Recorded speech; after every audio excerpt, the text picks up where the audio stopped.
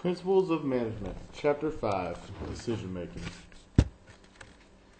Benefits and pitfalls of planning start with the planning side and deciding on goals and developing strategies to achieve these goals. The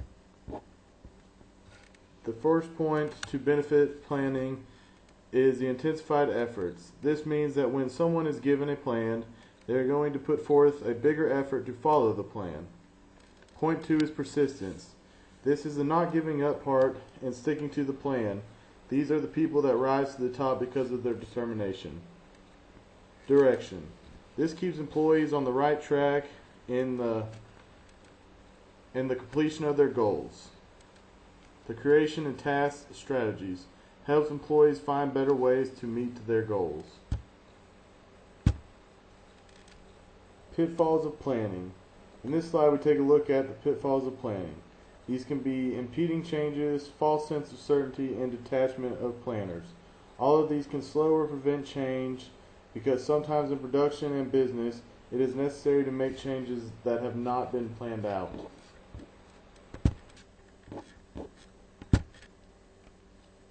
In section 5.2, we begin to take a look at how to make plans that work. With this, we begin to look at how to learn the right and wrongs of planning and how it can either increase or decrease business potential. The first step in planning is to set your goals and direct behaviors and increase effort. Using the SMART guidelines is a very effective way to help employees write goals. SMART simply means specific, measurable, attainable, realistic, and timely. If followed, goals can be set forth and reached, just like many large companies have done before. The second step in the goal-making process is to develop commitment to goals. This is important because if no one in the company is on board with the goals laid out, they will never be obtained or reached because no one cares to reach them. Edwin Locke had a big role on telling us how, why, and when goals work.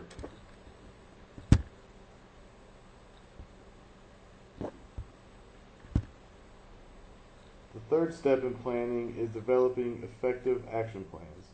An action plan is a plan that lists a specific steps, people, resources, and time period to attain a goal.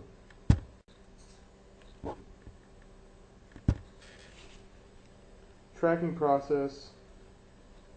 progress is our next step in trying to perform goal achievement.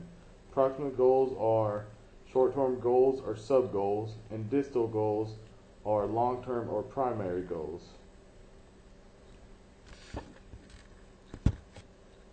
This is just one method to track progress, but another way is to gather and provide performance feedback to the employees. The last step in this long process is to maintain flexibility within goals and plans set, because sometimes plans are poorly made and goals are just not realistic. But option-based planning is maintaining planning flexibility by making small simultaneously investments in alternative plans. This helps keep the options open. And slack resources is a cushion of extra resources that can be used with options-based planning to adapt and unanticipated changes, problems, or opportunities. This is basically the cushion given by the company.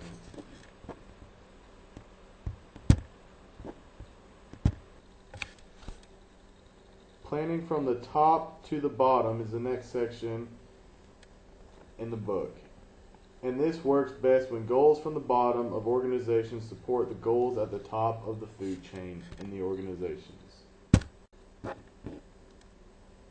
Starting at the top, strategic plans are overall company plans that clarify how a company will serve customers and position itself against competitors over the next 2 to 5 years.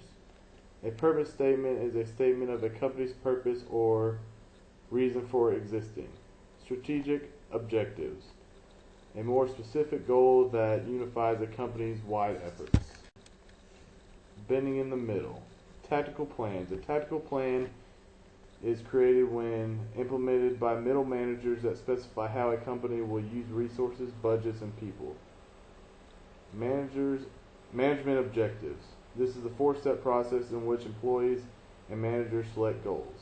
The first step is discuss possible goals. Second step, collectively select a challenging and attainable goal. The third step, jointly develop tactical plans that lead to the accomplishment of objectives. And the fourth step and final step is meet regularly. Finishing at the bottom. Operational plans is the day-by-day plans developed and implemented by lower level managers. This is the bottom. A single-use plan, plans that cover a unique one-time event. Policies, standing plans that indicate the general course of action that should be taken in response to a particular event or situation. These are all at the bottom. Steps and limits to rational decision making. This section we begin to take a look at decision making and how the process of choosing a solution comes from the available alternatives.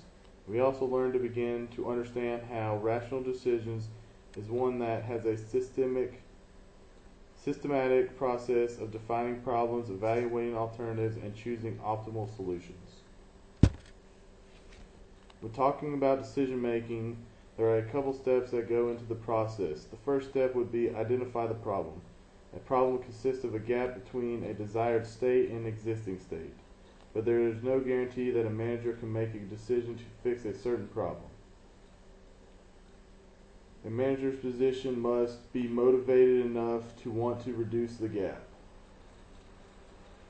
The final thing that plays a huge role in fixing the problem is the manager has to have the ability, knowledge, and skills and resources to fix the problem he is presented with. The reason I chose this chapter is because I was on the road here recently in Texas, and we got sent on to several different locations, and I began to feel that my company had no management plans or anything behind what we were doing because we were running around in circles. So I took a second to look into this chapter and see what it actually takes for a company to have a business plan along with making management decisions.